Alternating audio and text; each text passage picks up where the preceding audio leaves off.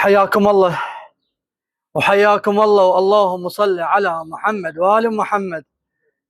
لبيك يا علي، لبيك يا علي، وكل عام وانتم بخير. واليوم ليلة عيد الغدير الأغر، كل عام وانتم بخير ومستمرين بالإنسانية ومستمرين طريق الإنسانية وطريق أمير المؤمنين أبو الحسن علي. هاي أمانة فاعلة خير، وهاي الناس الله يجعلهم بالخير، الله يعطيهم العافية. طبعا مستحقين وقاعدين إيجار ومستحقين جدا، فوصلت الأمانة. شكرا جزيلا بهذا اليوم يا أمي، هاي غراضك وهاي الفاعلة خير تبرعت بهن، وإن شاء الله بجاه أمير المؤمنين وبجاه علي بن أبي طالب وهذا يومه بركة الله متوقفون لهم بشهر إيجار بشهرين، والله يجعلكم بالخير إن شاء الله يا رب، بالصحة وبالسلامة.